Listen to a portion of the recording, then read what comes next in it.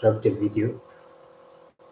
So guess I've been missing coming on the platform and speaking to you guys. So um,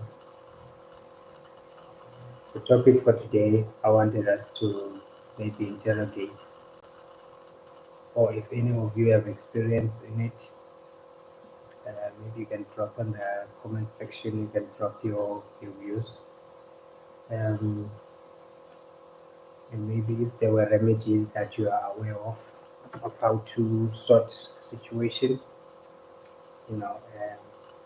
pertaining to cash flow. So there is a saying in our industry, in the construction industry, that cash flow is the blood of the company. Maybe we can go as far as saying it's also the oxygen in the blood of the business. So most of you have studied construction management. You've also studied quantity surveying, so you probably have a good feel when it comes to estimating, and probably we have a good feel of how to do a construction program and the cash flow. These things are so important, and the more data you have, the more informed your projections are and your programming is, the more likely that you are gonna have a cost-effective construction process, and you'll be able to do your cost control on your business. Now,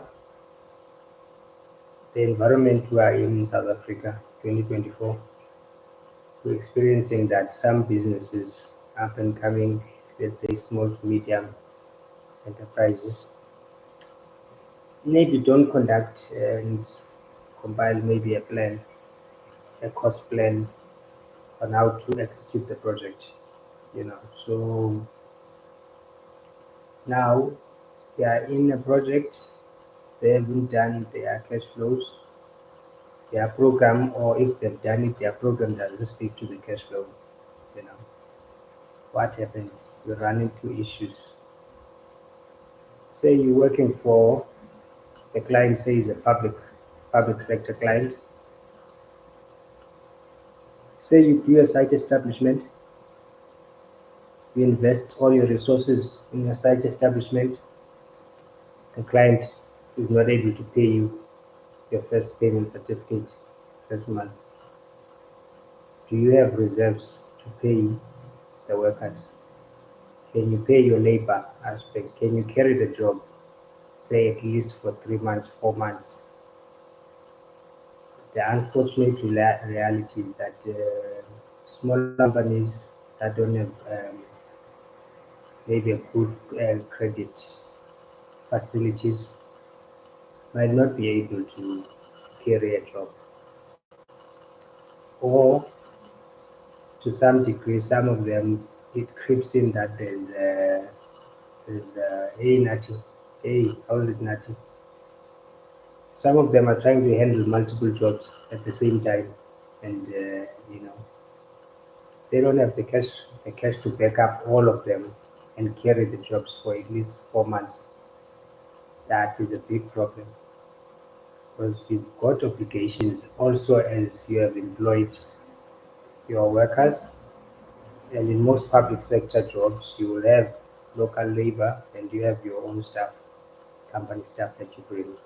Now, this is the question: have any of you experienced not being paid by your employer?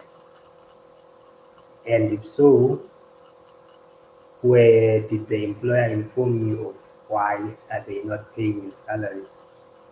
Because in essence, this is the reality. Now, it's also to also give you maybe a heads up for those who are still in the job market, that if you are looking for employment, you probably need to do research on the company, see how many successful projects that they implemented and completed in what circumstances. Just see the reputation before you accept an offer because you do not know how that organization works if you are a new entrant to the market.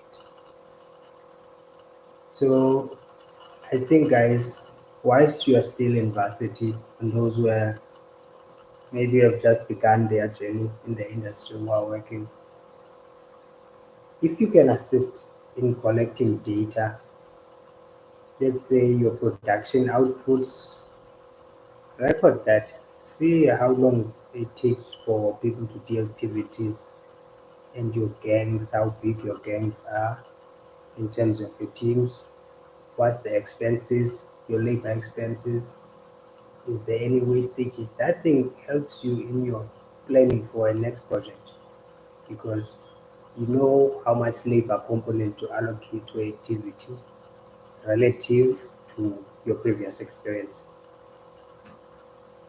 Some employers might not disclose if they have financial difficulties if you are an employee and you are maybe new in the company, but it would be prudent for you to engage some of the workers that you find in the organization just to see how the company operates in terms of cash flow, uh, yeah, in terms of salaries, labor relations, so that you make a wise decision when you join an organization. There's also implications, contractual implications um, that require, let's say you're a construction manager or a QS, you need to use the contract, um, whichever contract type you would. There will probably be a provision for you, clauses that you can use. Say if your employer, as the contractor, the employer is not paying you, so those things have implication on your construction program. They also have an implication on your cash flow. So the contractor not being paid by the client impacts the cash flow. That in turn impacts payment of salaries, payment of suppliers. It halts the project. Project can be stopped just because there will be maybe civil unrest if you don't pay your local people or your staff for that matter. So I think as you gain more experience in the industry, if you have capacity to advise, let's say the owner, you're working for a small term uh, contractor, you need to advise them, lay the cards on the table that if you don't have at least so much money to carry you, you probably should look at other options of executing the job.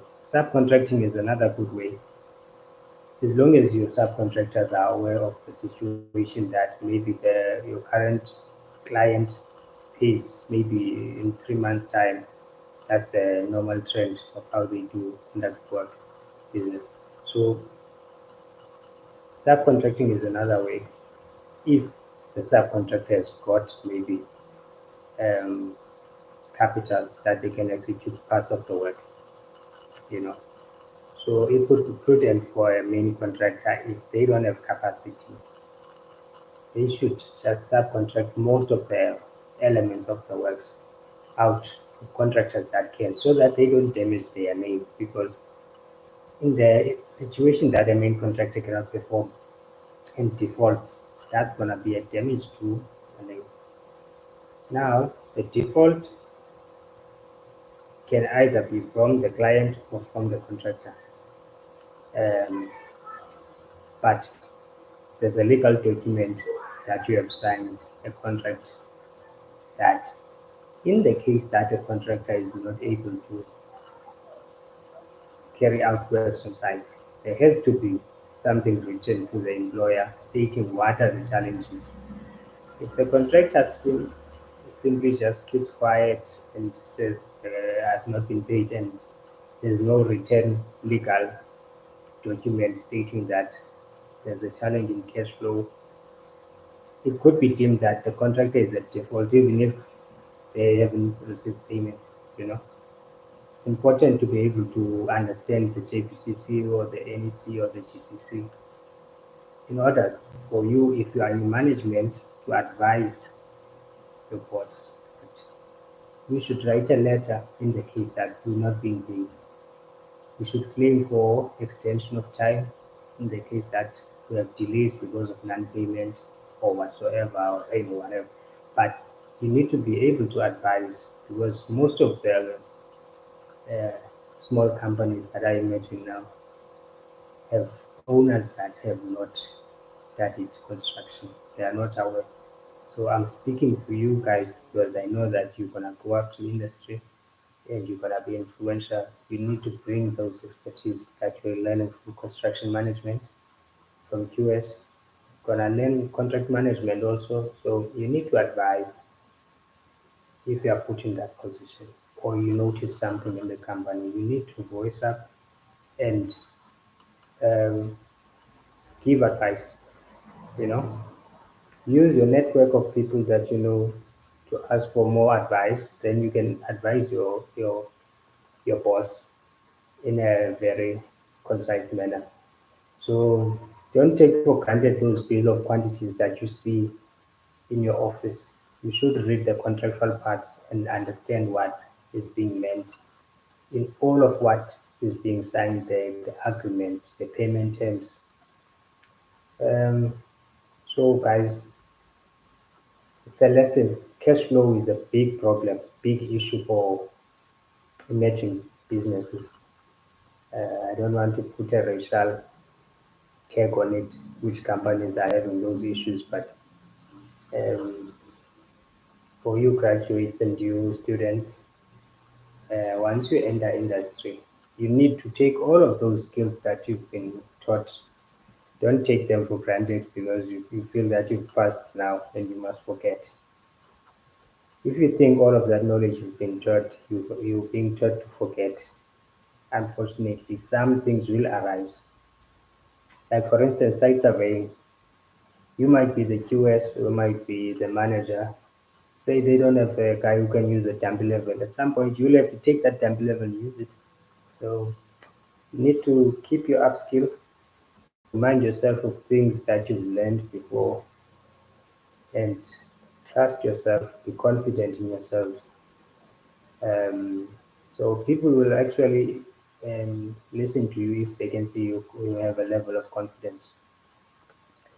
Otherwise, guys, study the Labor Relations Act, the ones that are pasted there on your office site office. I think Nati, when you are aware of labor relations, so you should know your rights also in the situation that you are employed.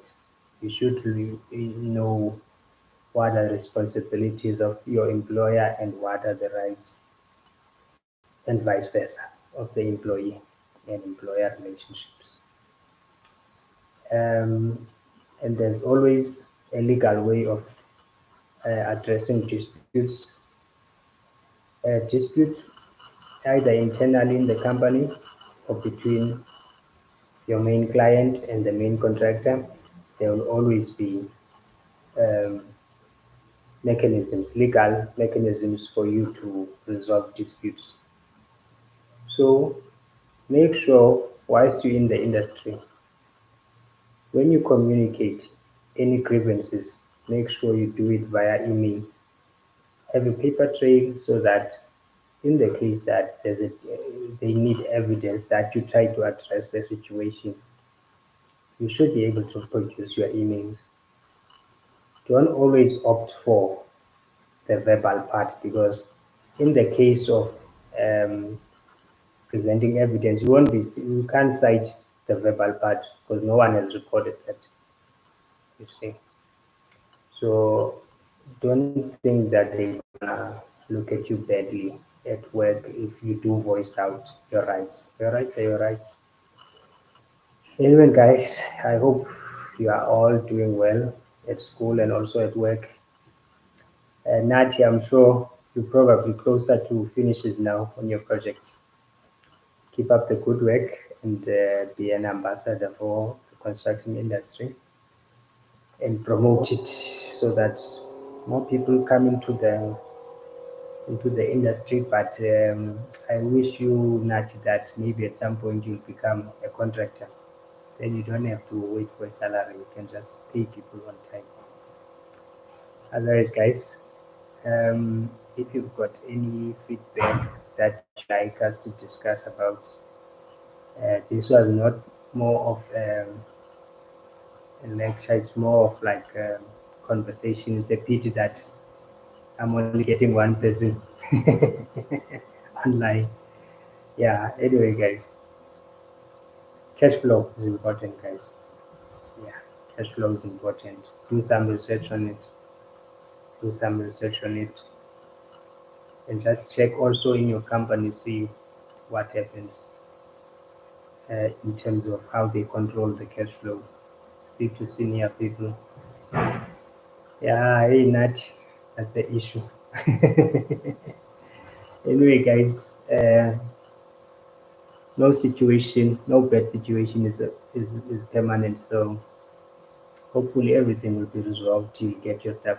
You'll get what is due to you. So just never give up and give in. You've still got a long life ahead of you. Still got some long years, but essentially each and every one of you is a future employer. So take lessons from how your employers are treating you now and see how you can make a better situation for others in the future. Anyway, guys, peace.